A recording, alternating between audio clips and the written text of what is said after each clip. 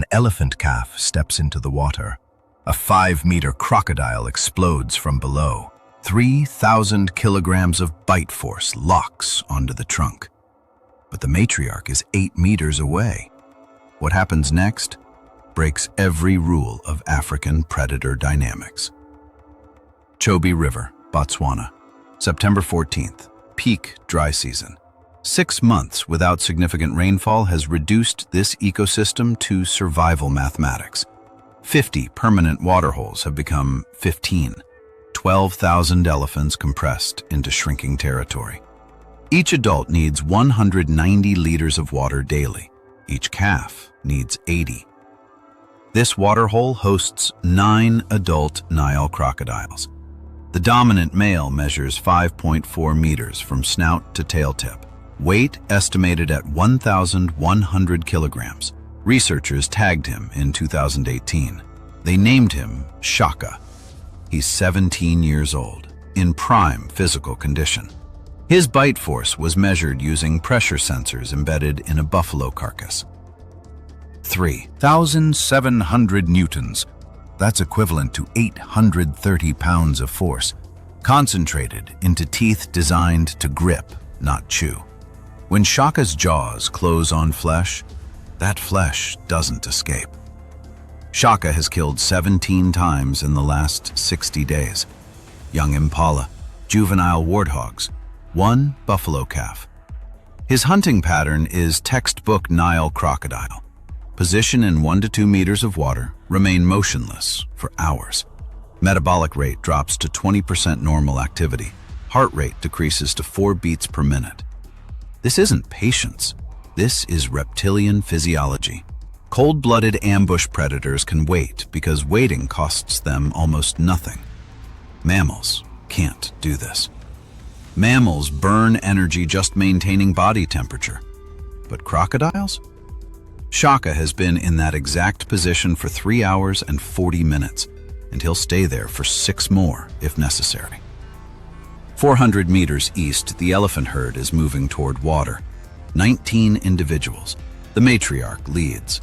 She's 48 years old. 6,200 kilograms. Shoulder height 3.4 meters. She's been to this waterhole 73 times in her life.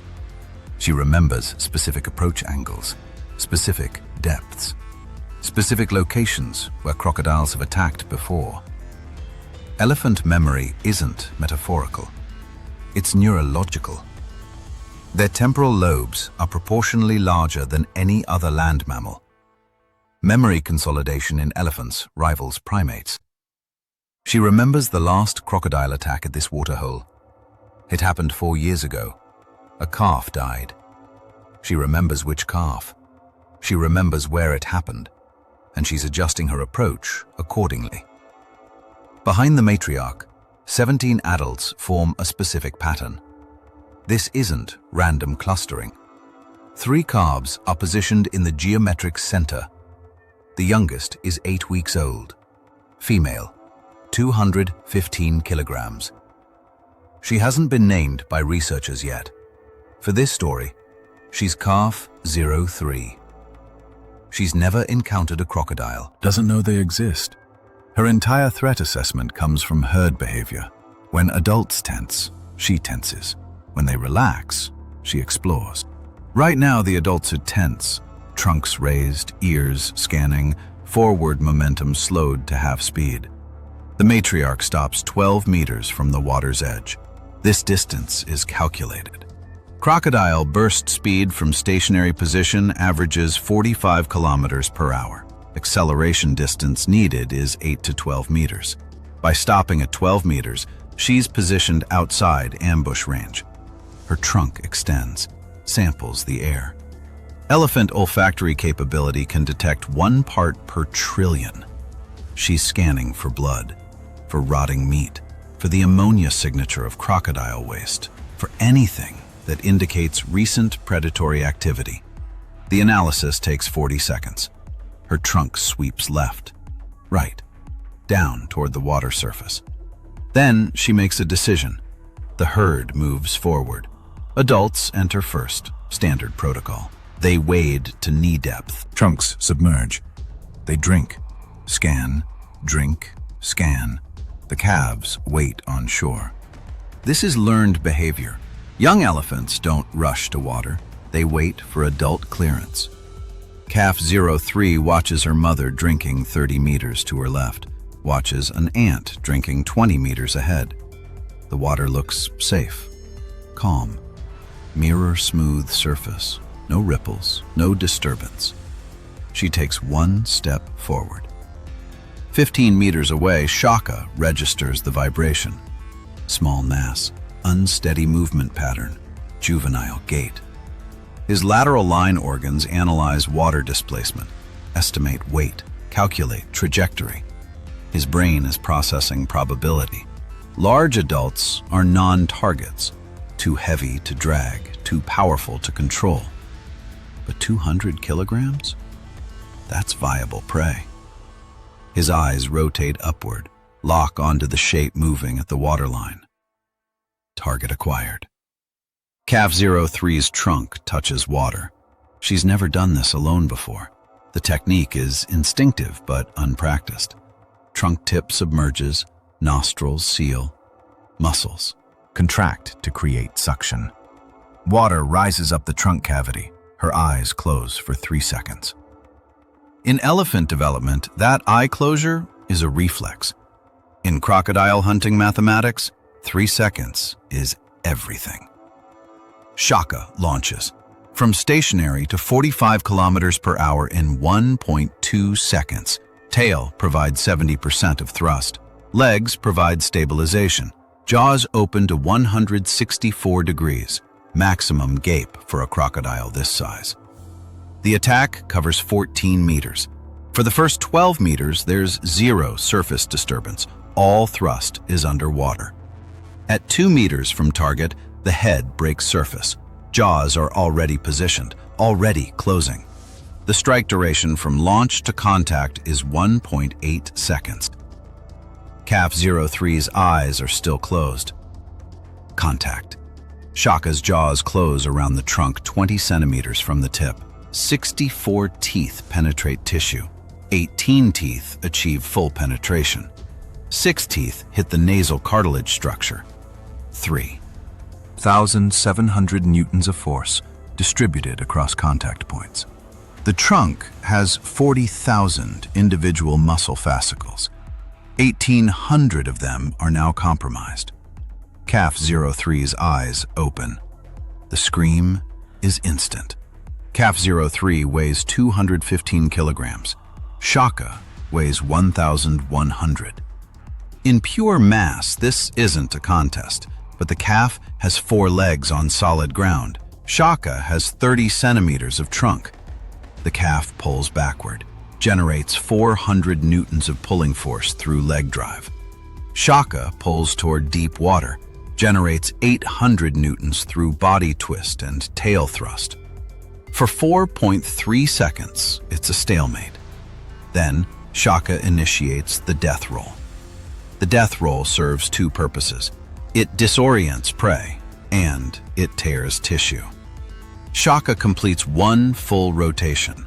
The trunk twists, muscle fibers separate, blood vessels rupture. The calf's front legs lift off the bottom. Balance is gone. In 2 more seconds, she'll be in water. Over her head. Crocodiles don't need to kill prey immediately. They need to get prey into deep water, where drowning does the work. Shaka is 6 seconds from winning this encounter. Then everything changes. The matriarch is 40 meters from calf 03. Her head rotates toward the scream in 0.3 seconds. Recognition is instant. Threat assessment is instant. Response is instant. She launches from standing position to full sprint in 1 stride. Elephants can't gallop. All 4 feet never leave the ground simultaneously. But they can sprint. The matriarch covers 40 meters in 5.1 seconds. That's 28.2 kilometers per hour. For an animal weighing 6,200 kilograms, that's physically remarkable. She doesn't slow at the waterline. doesn't assess threat level, doesn't calculate risk. She enters the water at full speed. When 6,200 kilograms hits water at 28 kilometers per hour, the displacement wave Alone changes everything. The wave front is 3 meters high.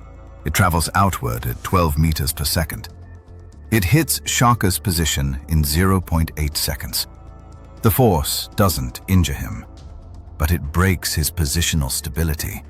His body shifts laterally 2.4 meters. The death roll is interrupted. His grip loosens fractionally, not enough to release, but enough to stop the rotation. And the matriarch isn't done. She's just getting started. She closes the remaining 8 meters in 2.6 seconds. Shaka sees her coming. His peripheral vision registers the shape. His brain calculates threat level. This is no longer viable prey acquisition. This is survival.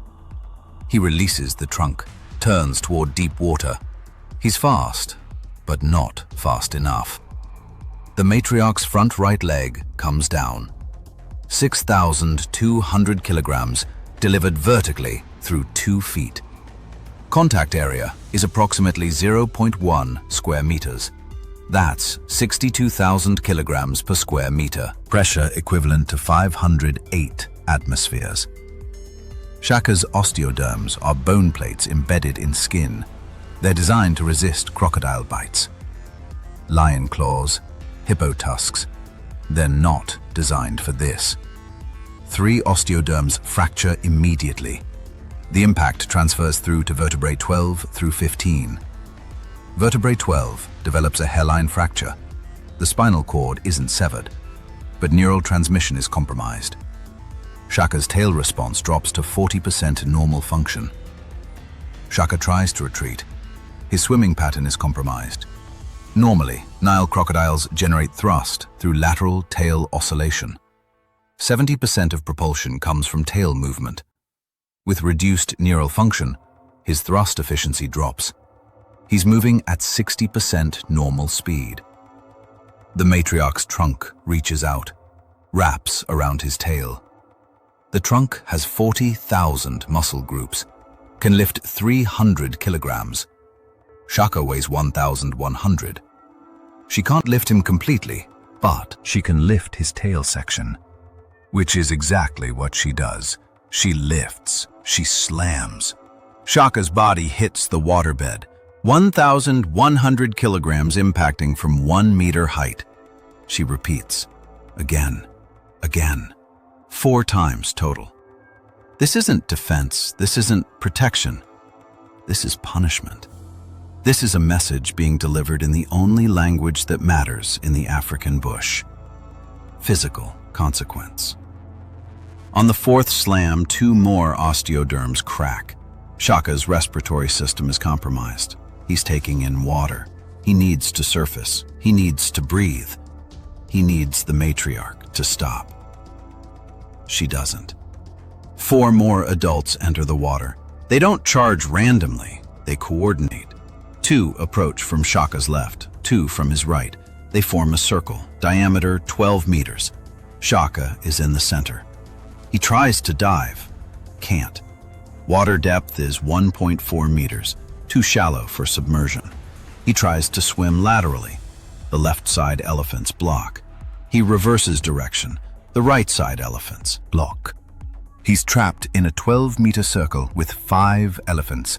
Combined weight, 30,000 kilograms. They take turns stomping. This continues for 90 seconds. The elephants don't rush, don't panic. They execute with methodical precision. The crocodile that hunts through patient ambush is now receiving patient destruction. Each stomp is calculated. Each impact targets the same spinal region. This isn't random violence. This is tactical dismantlement of a threat. After 90 seconds, they stop, step back, form a perimeter, and wait. Shaka sinks to the bottom.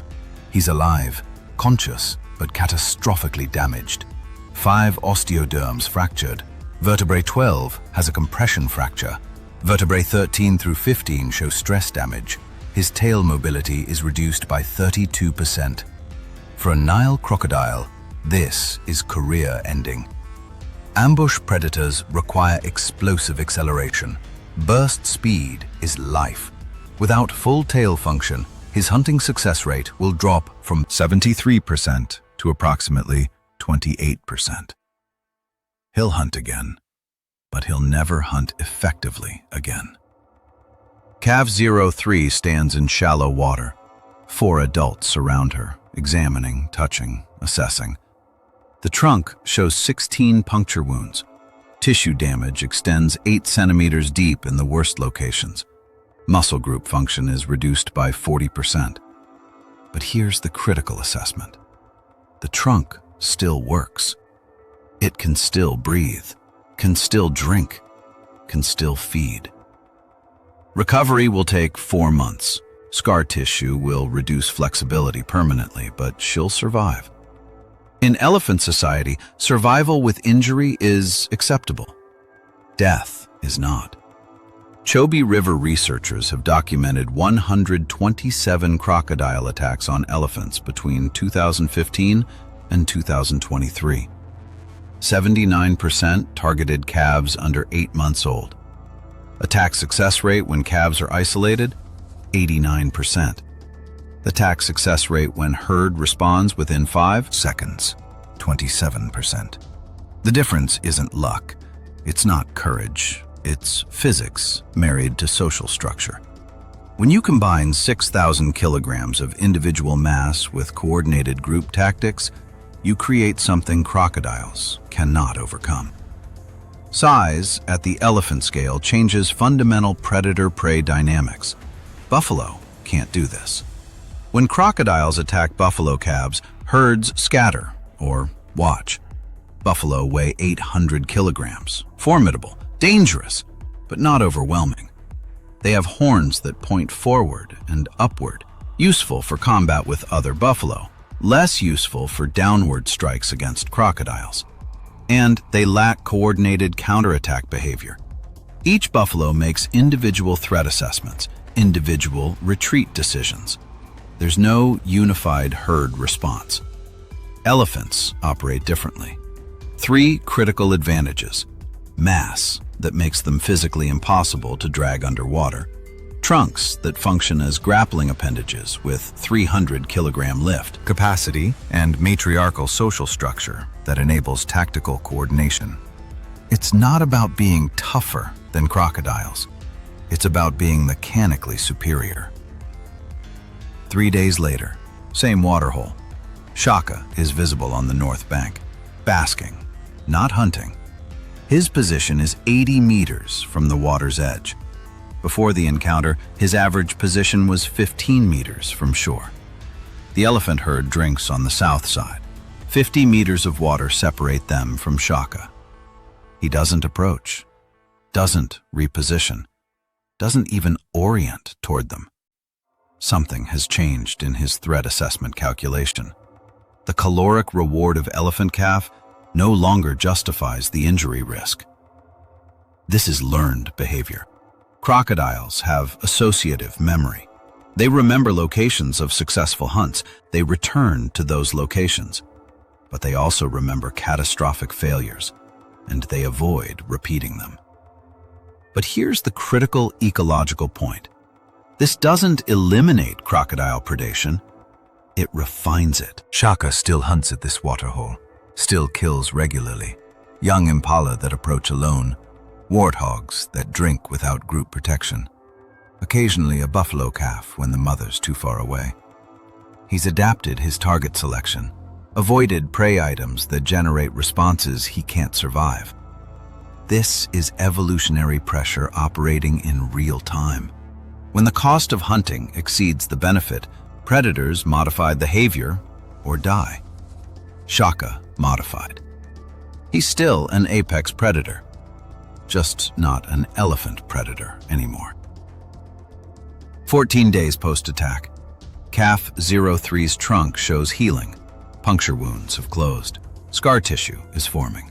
Mobility is up to 65%. By 60 days, it'll reach 78%. That's permanent. The remaining 22% is lost to scar tissue inflexibility. But 78% is enough. She can feed, can drink, can participate in herd social behavior through trunk contact. In elephant society, that's functional survival. She won't be The most capable adult, but she'll survive to reproductive age. She'll pass her genes forward. From a purely evolutionary perspective, that's victory. The matriarch will remember this waterhole for the rest of her life. Elephants have spatial memory that persists for decades. She's 48 now. Average life expectancy is 65. For the next 17 years, every time she approaches this specific location, she'll adjust her approach angle, modify her herd formation, increase vigilance duration. This single 90-second event has altered behavioral patterns that will persist for nearly 2 decades. That's the hidden power of elephant cognition. They don't just react to threats, they integrate threats into permanent operational memory. Every experience refines future strategy. 6,000 kilograms versus 1,000.